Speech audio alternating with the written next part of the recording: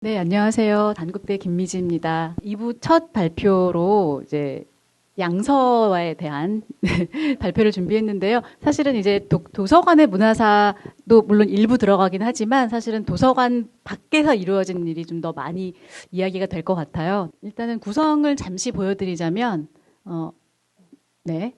들어가면서 그 제목에 써 있는 것처럼 번역본이라든지, 그러니까 뭐 번역본이라고 하면 조선어 번역본 또는 일본어 번역본이 있을 텐데, 이제 이러한 그 세계 문학이나 혹은 그 세계의 원저들에 대한 번역본 이외의, 그러니까 직접 원서를 읽고자 하는 어떤 이런 욕망이나 체험들이 실제로 얼마나 있었을까에 대한 궁금증에서 시작한 그런 연구입니다. 그래서 이제 그 보통은 아주 극소수의 정말 한 줌에 불과한 초엘리트 지식인들만이 뭐 서양어 원서를 접했을 거라는 뭐 상상이 가능한데요.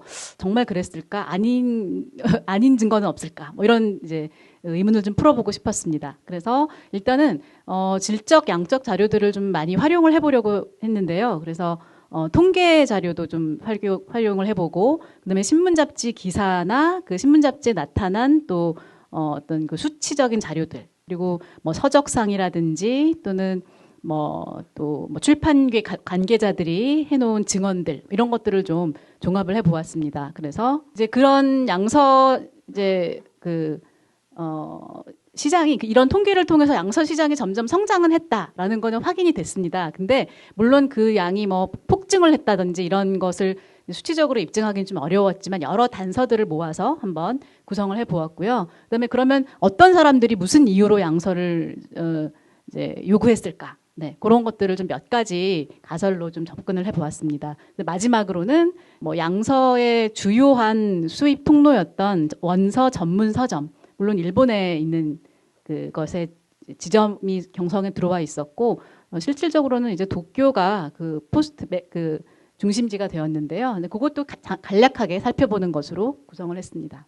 일단은 이제 문학 연구자다 보니까 작가들이 남겨놓은 기록이나 그들의 뭐 이제 그 소설들에서 그 원서를 읽었다든지, 그러니까 뭐 이력본, 여기 정인섭이 얘기한 것처럼 이력본이를 읽었는데 불만스러웠다. 그래서 원서를 찾아보았다. 이런 증언이라든가 뭐 이런 걸 많이 보게 됐습니다. 그래서 이제 보통은 박태원, 매니에 박태원이 써놓은 것처럼 그 이제 그 세계 문학에 대한 최초의 경험이 주로 이력본이었던 것은 이 당시 지식계의 일반적인 상황이었던 것 같아요.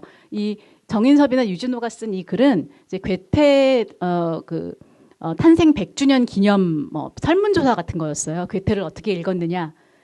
그 기획의 제목이 괴테와 나 이런 거였는데요. 그래서 유수의 문인들이 이제 그 자기 경험을 이렇게 고백하고 있는데, 괴테를 영역본으로 읽었다든지, 그러니까 일본어 먼저 읽고 영역본으로 읽었다든지, 아니면 일독 대역본으로 이제 괴테를 읽으려고 한번 해봤다라든지, 네, 이런 것들이 있었어요. 그래서 이제 사실은 고급 엘리트 독자들, 그러니까 지금도 뭐 번역본 읽고 원서 읽는 분들이 없진 않죠. 근데 아주 극소수일 텐데, 근데 이런 수요가 이제 일본 식민지라고 하는 어떤 그런 특수한 상황에서 지금과는 좀 다르지 않았을까? 요런 수요가 좀 다른 여러 통로들을 찾지 않았을까라고 하는 그런 생각이 좀 들었습니다.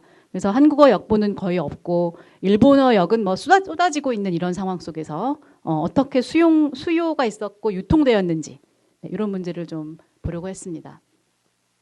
먼저 전제로 좀 삼을 수 있는 것이 1922년에 이제 조선 교육령이 개정되면서 영어 교육, 그러니까 1920년대부터 20년대 후반까지의 요 짧은 시간은 조선에서 영어 교육이 가장 강화되었던 시기이고요. 30년대 들어서면서부터는 영어 너무 많이 배우는 것 같아. 이제 줄이자. 그러니까 일본어 국어라고 하는 일본어의 시수와 영어 시수가 같았던 이런 시대인데, 그래서 요 시기에 영어 배운 사람들이 아주 영어를 잘했던 걸로 뭐 박태원이 딱 요 시기에 이제 그 학교를 다녔던 거거든요. 근데 요 앞에 박태원의 앞 세대인 뭐 예를 들면은 1900년생인, 그러니까 박태원은 1910년생이고 1900년생인 뭐 박헌영 같은 경우에는 학교 교육에서 영어가 충분치 않았나 봐요. 둘 다 경성 고보를 다녔거든요. 근데 이제 박헌영은 YMCA에서 열심히 기독교 회관에서 열심히 영어 공부했다라고 하는 이제 증언을 해놓고 있죠. 그래서 네, 국제 레닌 학교 모스크바에서 레닌 학교 다닐 때 영어로 강의를 들었다라고 일대기에 보니까 나와 있더라고요. 네. 그래서 이제 영어 교육이 강화되는 이런 어떤 추세가 있었고, 그 다음에 그 학교 교육이라고 하는 거는 근데 이 시기에 굉장히 제한적이었죠. 학교 자체가 많지 않았고, 학교 이외의 교육 기회를 그 당국에서도 어느 정도는 이제 허용하고 묵인했습니다. 그게 뭐 강습소 같은 것들이고요, 종교단체의 교육기관들 또는 야학 이런 것들이 있었는데, 제가 이번 발표 준비하면서 굉장히 눈여겨보게 된 재미있었던 사실은 독학을 하는 사람이 생각보다 굉장히 많았다. 네, 그 지점을 이따 좀 말씀드릴 것이고요. 말씀드린 그 마루젠이라고 하는 현상도 이따 말씀드릴 것이고요. 그래서 어떻게 보면 양서라고 하는 뭐 유럽이나 미국 이런 이제 아메리카 대륙에서부터 오는 이 책들, 도서, 그다음에 뭐 신문 잡지 또는 또 사회주의의 시대에는 러시아나 중국에서도 굉장히 많이 들어왔다라고 이야기되고 있습니다. 그래서 서적이 이 글로벌한 유통망 속에서 이렇게 이동하고 그 움직이는 그 과정에서 조선이 어떻게 반응했고, 이제 물론 작은 시장이었겠지만 이제 어떤 모습들을 보였는가, 네, 이것들을 이제 좀 보고 싶었습니다. 일제강점기의 통계 자료는 이제 조선총독부 그 통계연보를 참조하면 되는데, 지금 데이터베이스로 다 구축이 되어 있어서 제가 그거를 가지고 왔습니다. 아까 앞에 선생님들, 그 일부의 선생님들께서도 말씀해 주셨듯이 조선의 도서관 수는 이제 그 뭐 20년대부터 다 자료가 있는데요. 30년대부터 한 10년 정도 보니까 도서관 수가 점점 줄어들어요. 줄고.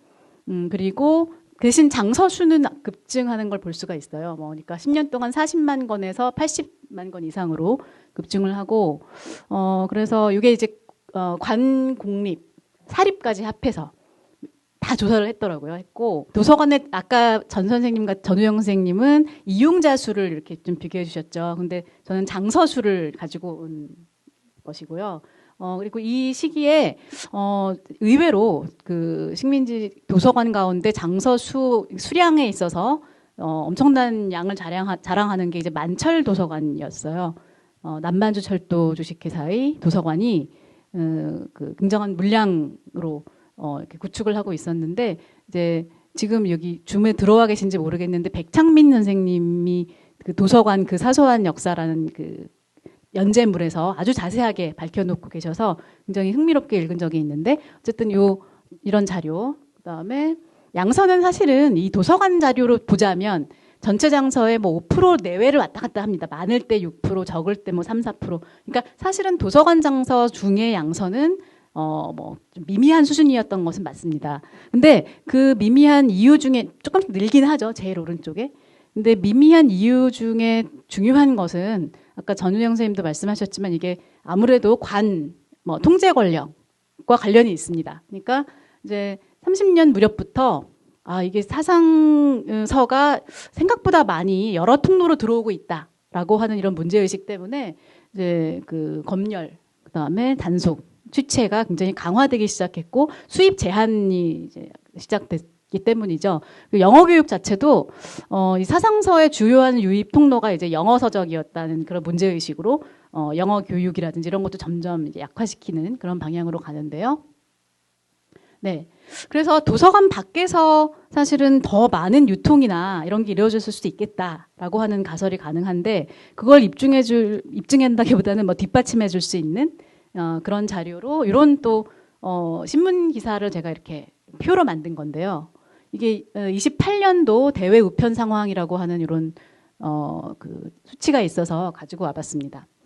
보면은 이제 발출과 도착이라고 하는 거는 이제 나가는 우편물과 들어오는 우편물의 이제 그 수치를 말하는 건데, 아시아나 뭐 아프리카 기타 이런 데는 사실 거의 동수예요. 그러니까 큰 차이가 없어요. 발출과 도착 사이에. 근데 구라파와 아메리카 같은 경우에는 뭐 4배에서 6배까지 차이가 나는데, 이걸 이 신문 기사에서는 그렇게 분석하고 있습니다. 서양에서 서적 잡지가 굉장히 많이 들어오고 있다. 우편으로 들어오고 있다.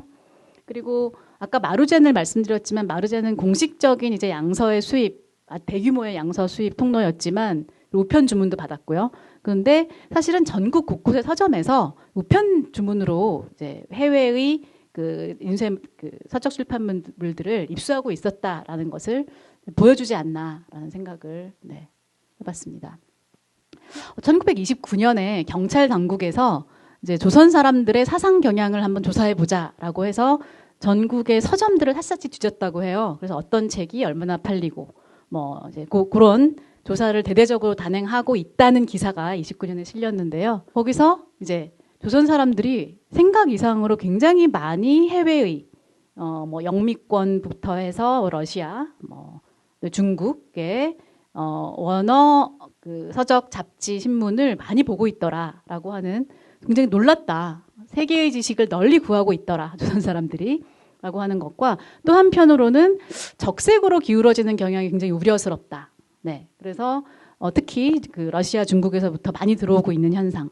그러면 러시아어, 중국어를 그렇게 다들 잘했을까? 뭐 이런 생각도 해볼 수 있잖아요. 근데 보니까 그때 이제 그 전무길이라는 작가가 쓴 평문을 보니까 러시아에서 들어오는 영문 신문 같은 것을 자기가 읽고 이제 정보를 얻었다, 이런 기술도 있는 걸로 봐서는 뭐 언어 장벽 같은 것들을 또 이제 이렇게 그 보충할 수 있는 다른 통로들도 있었던 것 같습니다. 원래 도서와 관련된 그 정책을 담당하는 부서가 있었는데 요 무렵부터 도서과라고 이제 승격시킨 부서를 두고 이제 특히나 바깥에서, 그러니까 이 내지와 조선 바깥에서 들어오는 그 서적 잡지에 대한 단속을 특히 강화하자라고 하는 요 시책이 좀 강력하게 그 하달된 것 같습니다. 네, 그러면은 이제 뭐 증가하고 있다. 뭐 물론 조선 내의 이 그 외국 서적의 증가는 일본인 인구 증가와도 당연히 맞물려 있겠죠. 애초에 마루젠을 병성에 만든 거, 뭐 일한 서방 같이 1910년대에 들어온 그런 서점들은 이제 이주한 일본인들을 위한 그런 기관들이었어요. 그렇기 때문에 이 수요 자체는 일본인 인구 증가와 이제 직결되어 있긴 하겠죠. 그래서 이제 조선인들은 그럼 어떤 사람들이 드나들었나에 대한 관심이 그 당시 신문 잡지에도 있었던 걸로 확인이 됩니다. 어떤 사람이 마루젠에 드나 뭐 이렇게 관찰기 이런 것들이 실렸고요. 이제 그 몇 가지 이 수요와 관련해서 몇 가지 단서로 제가 생각했던 것은 이런 것입니다. 그러니까 아까 처음에도 잠깐 얘기했던 번역서에 대한 어떤 그 불만도 있고, 그다음에 중역이라고 하는 근본적인 한계가 주는 갈증 같은 거, 그다음에 제대로 된 번역 맞아? 또는 검열 때문에 뭐 너무 많이 삭제가 되어 있다든지 하는 것에 대한 이제 불만들이 분명히 있었던 것 같아요. 실제로 이제 뭐 율리시스 같은 작품은 아예 출간을 할 때 검열을 의식해서 외설적인 걸 다 삭제하고 출간을 했었어요. 32년에. 그다음에 뭐 크로포트킨의 책 같은 경우에는 이제 연재를 먼저 했던 건데, 이 오스기 사카의 그 연재본이 단행본으로 출간될 때는 뭐 책에 이렇게 써 있습니다. 몇백 자 삭제, 뭐 백 몇십 자 삭제. 정말 이렇게 엉망진창이 된 이런 판본으로 서적은 남아 있거든요. 그래서 이렇게 검열되지 않은 원문에 대한 요구도 분명히 있었을 거다. 그리고 아까 경찰국의 그 조사에서도 그 이야기를 합니다. 그러니까 사람들이 원서를 구하는 이유 중에 검열 문제가 있다고 한다라고 하는 그런 기사도 있었습니다. 그래서 간접 독자의 어떤 그 요구가 지금보다는 더 크지 않았을까, 그런 생각이 좀 들었고요. 뭐 중역이라고 하는 게 사실은 그냥 뭐 어떤 서양어와 일본어, 조선어가 아니고 사실 그 사이에 뭐 여러 변의 중역이 일어나기도 하니까. 그래서 이제 그러면은 어느 정도로 많은 사람들이 이제 그 무엇을 원할까, 이런 것들을 좀 뒤져봤는데요. 신문의 독서 상담 코너가 그 조선 동화에 보니까 꽤 정기적으로 실렸고, 특히 20년대 말 30년대 초까지는 이제 그걸 기자들이 아주 상세하게 답변해주고 하는 요 고정란이 이제 그 매주 실렸는데요. 그것도 이제 여기 그 어떤 독자들이 이제 어떤 질문을 했는지 96페이지에 쭉 나열해 놨는데, 물론 뭐 아주 많은 양은 아닙니다. 많은 양은 아니지만 확인할 수 있는 사실은 이제 전국 각지에서, 그러니까 시 단위뿐만이 아니라 뭐 군 단위에서도 이렇게 독자들이 이제 질문들을 던져요. 어떤 질문을 던지냐면 뭐 영화 잡지, 사회주의 서적, 외국의 화보, 뭐 이런 것들. 서양 문학 작품은 당연히 있고, 영어 공부를 하려면 또 어떤 이제 책을 봐야 되는지, 뭐 이런 영역부는 또 어떤 게 있는지에 대한 질문들이 뭐 굉장히 다양하게 등장하는 것을 볼 수 있었습니다. 그러면서 이제 아까 말씀드린 독학의 시대였구나라는 걸 알 수 있는 자료들도 상당히 많이 보게 돼서 그 부분을 앞으로 좀 볼만한 부분이 아닌가 이런 생각도 들었는데, 자, 그러니까 질문을 던지고서 이렇게 왜 발신자를 표기하잖아요. 내가 누구냐. 근데 자칭 영문학자 스스로 이렇게 쓴 사람도 있습니다. 네. 그래서 독학과 관련돼서는 상당히 자료가 많았는데 어떤 자료들이냐면 대부분이 광고 자료들이었어요.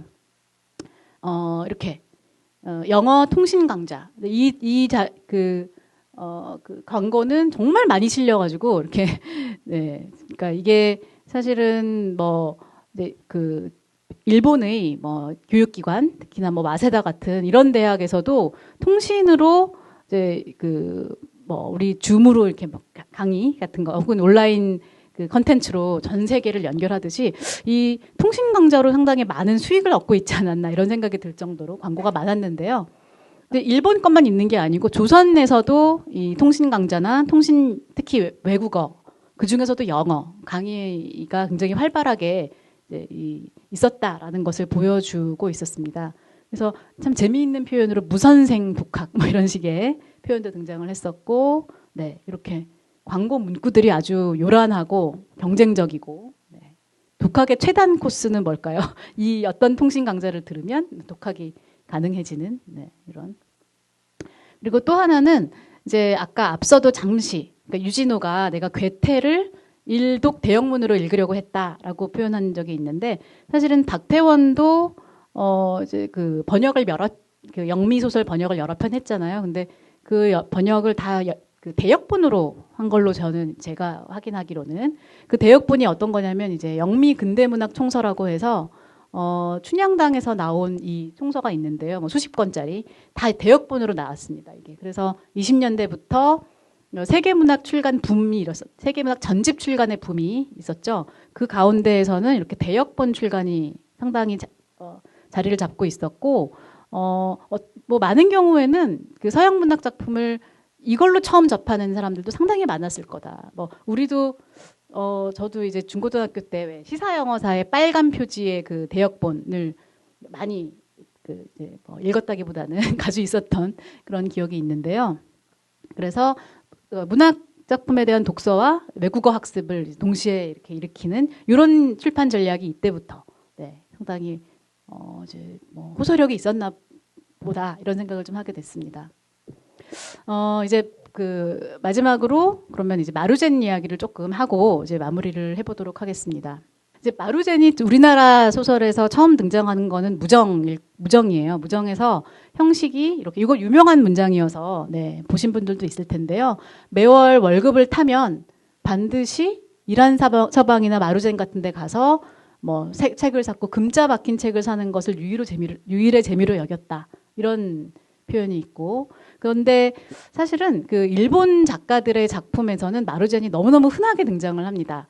소세키의 작품에도 여러 개를 확인을 했었고요. 나는 고양이로서이다, 마음, 이런 데도 다 마루젠, 주인공들이 마루젠은 그냥 흔하게 드나드는, 아까 전 선생님이 이제 산책하다가 또는 이렇게 어디 그 도시를 이제 거닐다가 들어갈 수 있는 그런 공간이었던 거죠.